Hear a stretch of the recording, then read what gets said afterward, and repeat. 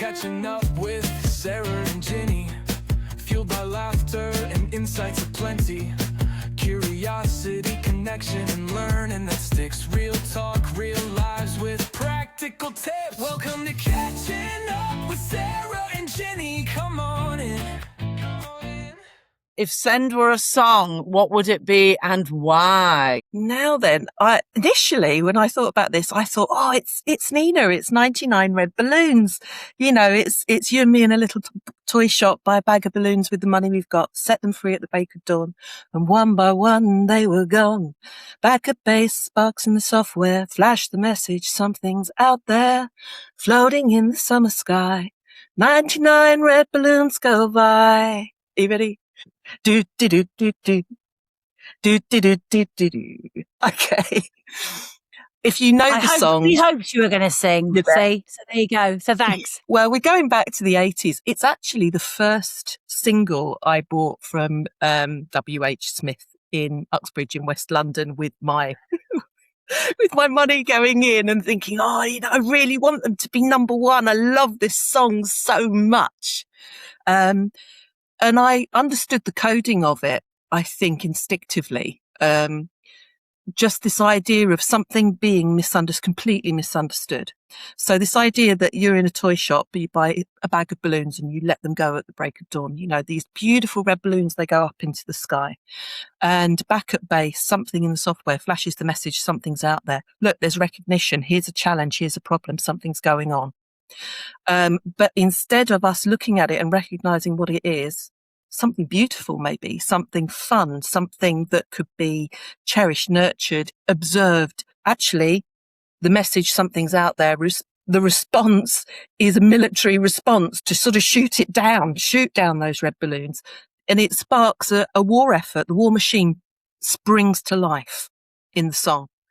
And so instead of these balloons being something joyful, they become panic here. It's red alert. There's something here from somewhere west. This is what we've waited for. This is it, boys. This is war. The president is on the line. And it's just 99 red balloons going by. Do we, here's the thought, as practitioners and as people who guide policy around Send, think of the challenges that young people have in a medicalised way as something that has to be dealt with, managed, as people who have to be pushed into a situation that is perhaps different and other from what they want to be, which is kind of free, individual, free thinking, beautiful people with their own differences. And instead, we're looking at that in the wrong way. We're looking at it as challenges that have to be dealt with, rather than saying, how can we celebrate this? So there you go. That's my Send as a song. And you know, honestly, I've got to listen to the song again, first of all, because I think that's the whole thing with songs and lyrics, isn't it? About the power. It's the power of the message that actually we're not even aware of. And that is such a powerful message. Do we shoot them down, or do we understand? And then it comes back to that curiosity. Do we kind of like become curious about that and look at what they're saying to us?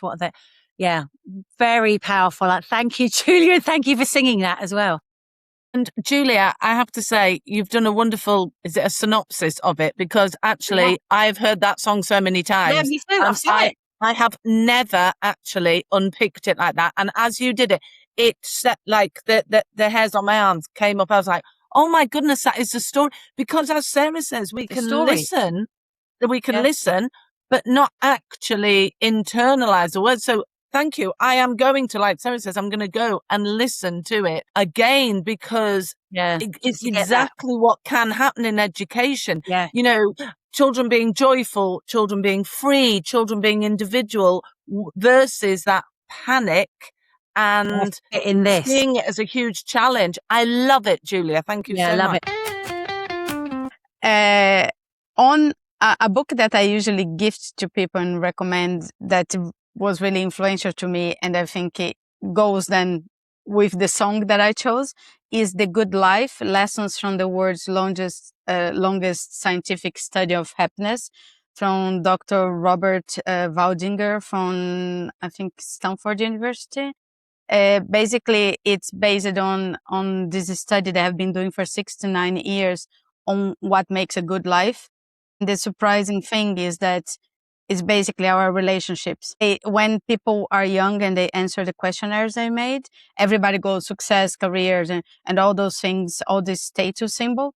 And when the same people, they answer it regularly towards the end of life, they all concluded that it's actually the connections we made and how we live with each other and the people in their life. And there are some amazing stories. And it was just such a beautiful realization, because we don't put enough effort sometimes in keeping those connections, in looking after each other, but actually they prove through all this data, which I really love data to get convinced about things, that that really happiness is we are responsible by creating communities and happiness and connections and the importance, because it really shifts how you live your life. And I've gifted this book to so many people, and everybody said the same thing to me, that it changed the way they look at how they live their own life. So I think it's a great Well, I book. think that's another purchase, Ginny, isn't Yes. Tell us the name again, Lulu. Yes, it's called The Good Life: Lessons from the World's Longest Scientific Study of Happiness. it? Love Robert, it. Love it. Robert Vaundinger. I can send you the link to it after the. Yeah, we're Yes. starting to compile a book list as well that we're going to. I've just got to find the right platform to do that. I really wanted a platform like Spotify that Yeah. we could around books, and I've kind of looked at different ones. So any idea? Goodreads. A lot of our book club people use Goodreads for the reviews and so on. So I think that has been the most. The most. I think. The thing of is not necessarily the best format sometimes, but it's the one everybody's using tends to be the one that everybody's gonna find you. Find the books. Yeah, And I think the book choice is so interesting, isn't it? What you're saying and about what people think a good life is, and then as they go through their life and as they journey on, and then actually what has been their good life. I suppose it's to do with age, experiences. It's definitely one I'm going to read because it sounds so fascinating. The case studies, he compares like two colleagues that both want to study law, and the one couldn't do so because he didn't have money, had to go back to look after his parents. But then he got married, became a teacher, and became the center of this lovely community. And the other guy went, studied law, became one of the biggest lawyers in America, made a lot of money, but had a miserable marriage, was really lonely, didn't speak to his.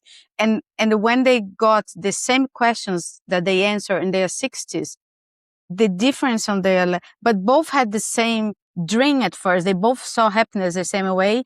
And at 60 something, they saw happiness very different, and they had very different lives. So it also helps you to reframe what happens to you, because sometimes what doesn't happen to us can be a blessing.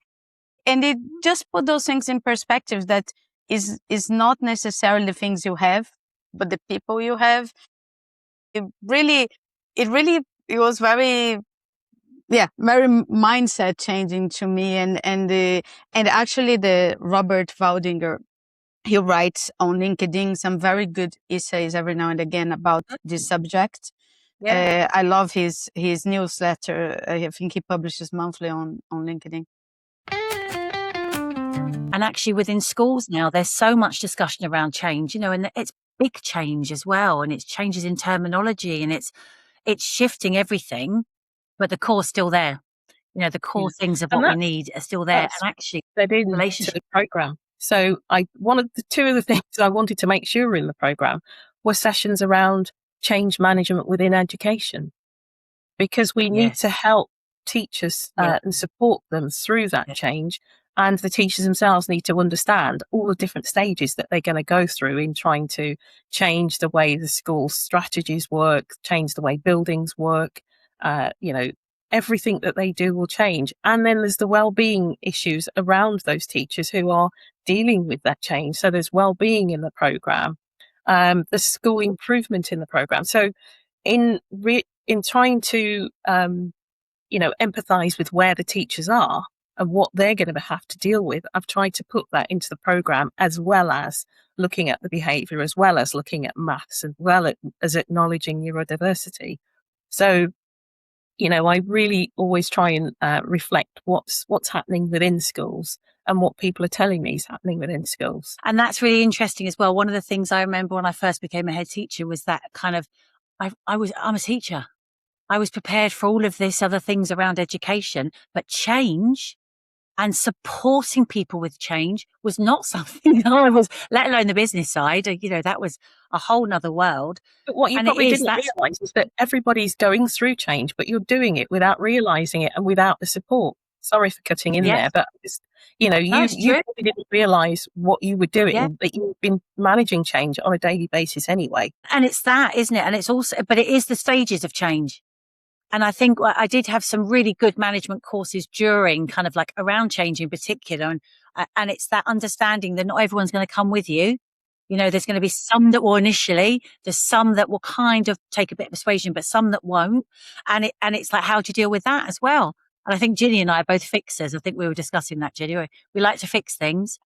And sometimes, there isn't an instant fix. You have to kind of stay with it and go with whichever way it takes initially.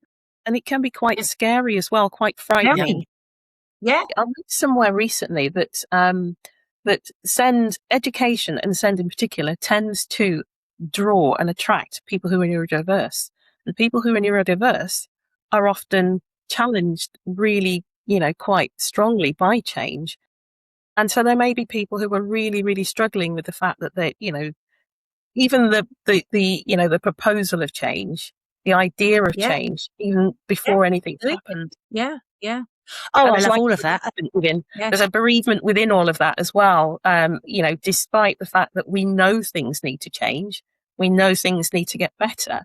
There's a bereavement in letting go of all of that and moving forward as well. So, and acknowledging that as well, because again, gosh, I remember having some training around bereavement, but it is that whole idea. It doesn't just disappear. And actually it isn't something that you will get rid of. It is something that change that you're going to move on. And actually it's about how things then kind of fill that space. But all of that, it's very interesting, Bev, and well done for even considering. For me, I hadn't even thought about some of those things that you had to kind of juggle to think about, like, well, how can I make sure that it's that rounded program? So no, that's really interesting. And also 12 months ahead as well. That's a big problem. What I love is the power of books from our childhood. And once again, this is a common theme that runs through. And I just think it's really fascinating that we have those books from our childhood, those battered, loved books.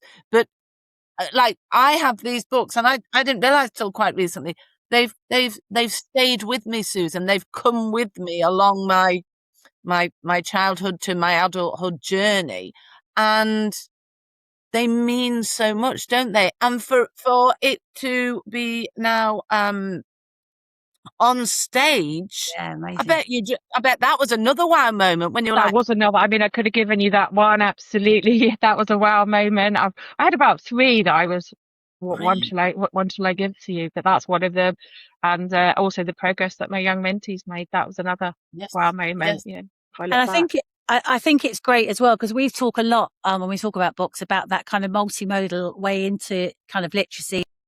And it is that power of seeing things on the stage, seeing things brought to life, but also the deeper kind of thinking you do around the fact that, is that how I thought things looked? Is that the kind of, obviously it's open to somebody else's interpretation, but all the conversations around that I think are so powerful. And actually, again, just making sure, what can we do in schools? Like, how can we make sure that our young people get that opportunity, bringing it into the classroom, but also coming out of the classroom. I mean, the South Bank, you've just taken me back about 20 years. I used to live in South London, and we used to go up to, I'm trying to think of lots of the things that used to happen on the South Bank. Was it Ken Livingstone? You used to have loads of things, happening around there, and just generally all the power that provides, the connections and that learning, that deeper learning around things. But yeah, I love that. Oh yeah. It's interesting when you look back at it as an adult as well. Yes. So it stays with you in one way, as you said, Ginny, and then you look at it with perhaps with more mature eyes. And there are bits that perhaps don't resonate as well, but there are bits that do still stay true, and you can see it in a completely different way. And that's the power of a book, isn't it? And reading's always been a passion of mine. Yeah, and that's the power that we want to kind of capture continuously with all of our young people. That's why it's such a importance, the national, the year of reading, and really kind of trying to emphasize that power of the story and bringing it to life as much as possible. No, wonderful. Thank you for that, Susan. That's great. And I think the idea of revisiting texts over time, it's not that we've read that book, so actually you need to move on. It's the power of revisiting books with family, revisiting books when you're in a classroom with your friends. I know Sarah is very much for this, reading books together so that you can have those chats about them. Thank you so much, Susan, because it's so much about what reading is about and should be about, isn't it, Sarah? Yeah. And it's that revisiting as well. See, behind me, for those who were listening, I've got the Mad Hatter's Teapot. But I mean, I've got loads of Alice in Wonderland. I mean, Alice in Wonderland was one of my favourite books as a child. I've yet to see it on stage, actually, anyway. You've made me really think then. Yeah. You made me think around, I need to look out for that. I know that my son recently was quite keen on, Studio Ghibli books. The, I can never say it, Totoro. Stories, anime, amazing. It was brought to life and was on stage in London recently, and we went to see it. And he's 10, and now he's obsessed. And we've just recently found the cookbook. And he doesn't like reading. He isn't into books. We found the cookbook, so now I don't cook. But he wants to find out about some of these Japanese recipes that we're going to make, little bento rice boxes and things. But it's again that power of harnessing that interest and finding that interest, and then almost diving down the little rabbit holes or warrens that it will take you to. Keep that interest in learning. So if I get a 15-year-old and he's reading at 7.5, every time they make huge gains, they improve really quickly. And thankfully, the study that the pilot that the 7 schools did for us were kids over 9. So that's why they got such quick progress. If they were littler kids, they wouldn't have moved that quickly. But the older kids, to meet them for the first time, and I often say like rabbit's cotton headlight, I'm sure some of them are suffering from PTSD. They're emotionally destroyed. They really need a savior. So every time I rescue one of these kids is a wow moment. And I've been doing it for 40 years.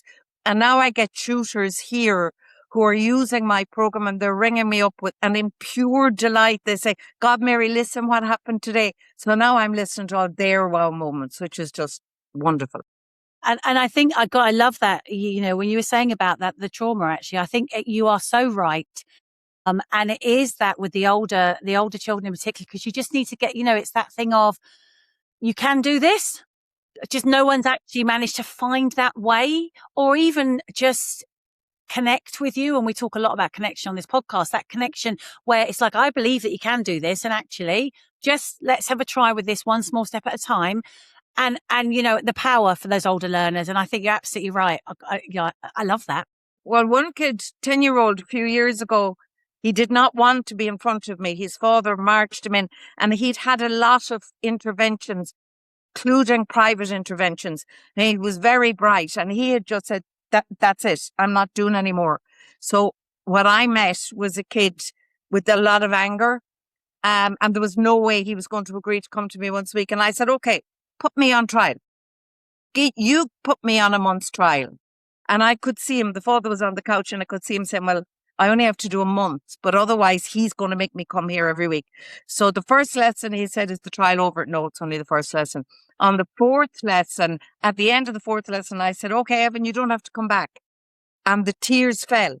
And all I had seen a month previously was anger. And now he looked at me through these tears and he said, will you not take me back? I said, yes, you can come back. But you don't have to. The trial is over. I had him for 4 years. Wow.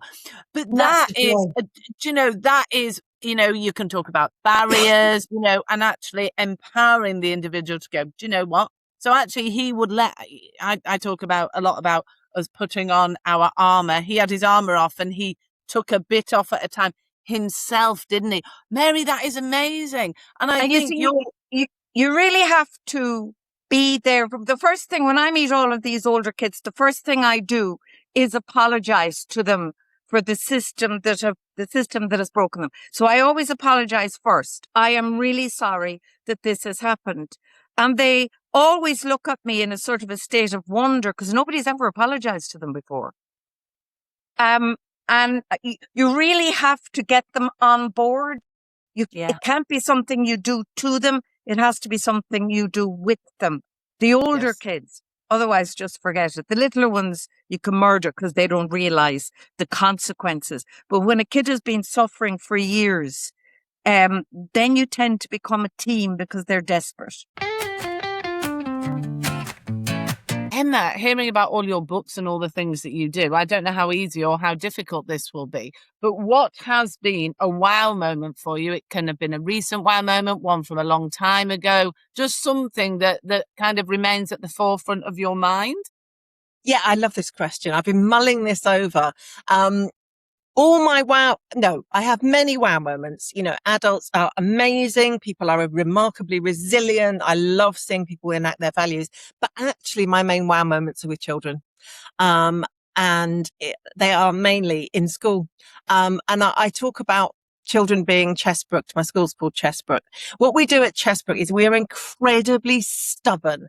We have really high standards. It's a wonderful place to work. We're incredibly stubborn. So we believe in those children until they come around to believing in themselves. So we have these sky high expectations. So I was saying to my colleagues the other day, because I teach there once a week. I work with staff there on different days, but I teach there once a week. So I get those gaps. And what I often say is if you could measure progress in smiles. So often when our young people come to us, they have reached the end of the line with school. They have been permanently excluded from often more than one school. Very disengaged, very disillusioned, out of their window of tolerance one way or the other. So they're either highly dysregulated, running away from us, or they are just muted, refusing to make eye contact, in freeze mode. And what we do is we smile at them and we have high expectations of them, and they put their phones in their lockers and they come into lessons and they learn, and we tailor the curriculum to their interests, and gradually you see them, and I get to see them in these weekly leaps. And so it's that moment, and obviously I'm not going to name any young people, of just walking in to brunch. So we have brunch together. We sit down, have brunch together every day, and seeing this young person just look up and seeing his smile for the first time. Eye contact, a smile, happy to be there, confident, shoulders back.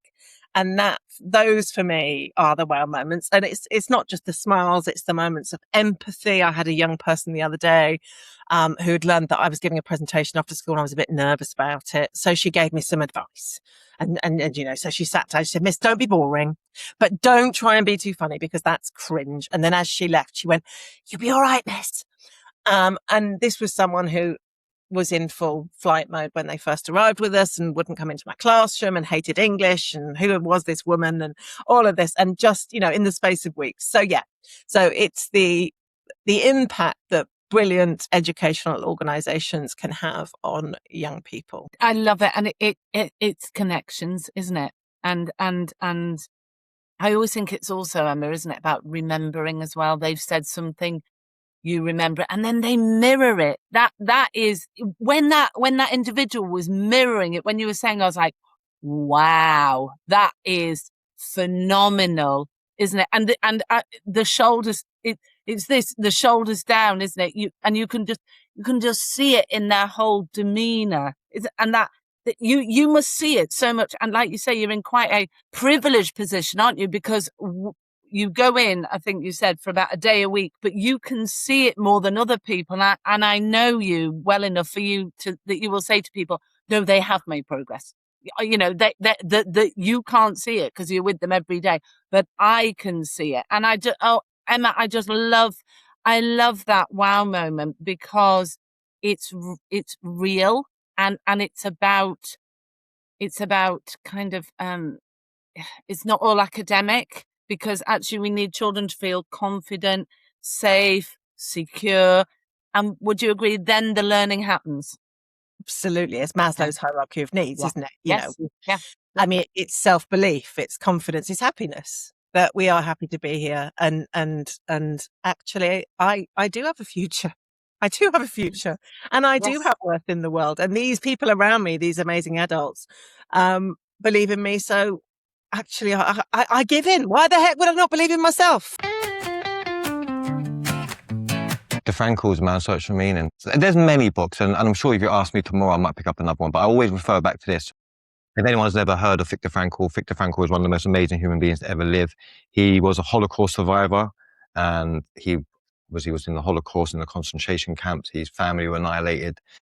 He was a psychologist, but, his whole theory is that, humans, in essence, are always trying to find meaning, no matter where they are. And he found meaning even being in that place. And there's a lot to it. I'm not going to recite the whole book, but it's, for me, is that when I was reading this, I read it twice. I read it the first time I'd done my big sentence, and it was just, I was interested in World War II, and it's just another book. It was just another book, and it was no more, no less. But then the second time I went back into prison, I picked it up and I read it, and because I was reading about the concentration, I was reading big, massive books, and I was really interested in it. And then I read this, and then it really hit me, and I thought, actually, because I was in my 30s then, I'm thinking, how is it that if he can find meaning in that place, in that place there, how can't I find meaning here? And at that time then, and it wasn't like I had that thought, but I think that was the process going through my head. It's not like, Omar, boom, you read this, I had an epiphany. But I was a foreign national rep at that time, and I was supporting my peers. Again, touching what you were saying on Ginny a minute ago, I was a peer mentor for 3 years, 8 months. I was a foreign national rep, BME rep, Black Minority and Ethnic rep. I was a peer support worker in the educational class, and just on the wing, just supporting people anyway. So I thought, actually, there is, before everyone was just, could he be a good getaway driver for me? Could he be a buyer for me? Could he be something like that? Two, actually, he's a human being. He's got a backstory. So when I was a foreign national rep, I had to hear people's journey, how they got here, whether from another country or their life journey.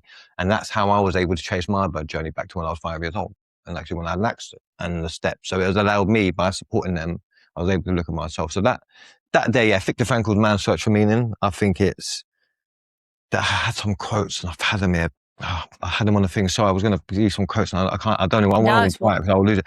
But it powerful. Every time I go into prisons, I always talk about this, especially with the guys, and it's not, as you can see, it's not a big book, and I've got, actually, there's some here, some quotes in here, but there was something here, actually. Where was it? I don't want to sit here trying to find quotes. 1 second. I've got them saved, because I'm actually doing a documentary around reading, actually. I can't say much more around it. Are you? I am. How interesting. I am. Yeah, It really is, actually. So anyway, doing a documentary around the transformation of power of reading. It's got a very famous person in it. Very famous person in it. One of the most famous people in the world is on it. And I can't say no more than it, but she is absolutely awesome. But it should be aired in September. And I've been told no matter what, I can't say anything about it. But I can say that I'm doing it. I mean, that's a nightmare, Omar. How you can manage that? For me too. It's just that, and oh my God, it's killing me. It's killing me. It's absolutely killing me. But it's really great, because what I've been able to do with that is go into places and be filmed, recording in prisons, recording in studios. Yeah. Recording even with my son, reading with him, which is beautiful, which is powerful. And what's great is that my son, who's 7 years old, he's a little English mini champion in his school. So he goes into the nursery teaching other children how to read. And I thought, how brilliant. That's it. That's my wow moment. There you go, Sarah, Dr. Sarah. There you go. That's your wow moment. But, I mean, that powerful, the transformation that you can, reading has got that power. And I think the National Year of Reading now, so it's brilliant. There's so much happening. Oh my goodness, I'm keen to see the documentary. I bet someone's had this one, but I think Chesney Hawkes, I Am the One and Only.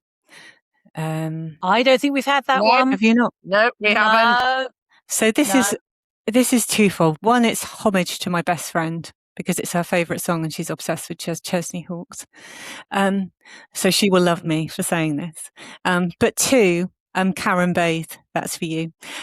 Two, the biggest challenge for me with SEND is that it's a deficit model of the things that our young people can't do, based on a normative system, which is broken, frankly. And I think working towards a strengths-based approach. With Finding My Voice, we talk about the power of the self-determination theory, knowing and understanding the value I bring to a room. And we all have it, and it's idiosyncratic and beautiful. But our system, unfortunately, doesn't have a codified way of capturing the individual beauty of our young people. And so we really miss a trick on that. So part of Finding My Voice, working with the young people, was just capturing, do you know what? You just have this exquisite way of articulating things. It's like you talk in poems. And, you know, when you've reflected that back at someone, suddenly they become deeply self-aware of this skill they didn't know they had, because it doesn't flow through any school system, and therefore then they're able to deepen it. It's the same with compassion or humor, or, you know, there's all these different things that you can pick out. And it's the same with our staff teams, of course. You know, it's just, it's shaping humans rather than placing on top a deficit model of, you know, I'm a SEND mum, ex-Senko as well. And I was a crap Senko, because I was a Senko before I was a SEN mum. And, you know, I did my best and I cared deeply. But if I could go back and do the job now through it, I would be focusing much more on shaping strengths than, you know, constantly trying to intervene around the things that you can't do the same as your peers, which is just such a broken way at looking at the beautiful difference in humans. Yeah. I think that's really key as well, just thinking around, because we talk a lot as well, is around that whole thing of how we look at things, that lens you're looking at something through, and actually how that shifts and changes. And I think since I've become a parent, I look back at some of my earlier career and think, oh, you know, when I was first a head teacher, even thinking about that, and actually now, you know, that importance of listening, the importance of making opportunities to connect and hear everything around something. The system currently, and that's one of the issues, isn't it, around the time. There isn't the time to really listen to what, and to find out the strengths, and to hear all of the things that are going well, because actually, because you've got a short amount of time, you just go for the negatives. And everyone does, we all do. Yeah. And you know, you think around that, around how could that change? How could that be different? Thanks for joining us this time on Catching Up with Sarah and Ginny. Always a pleasure and never a chore.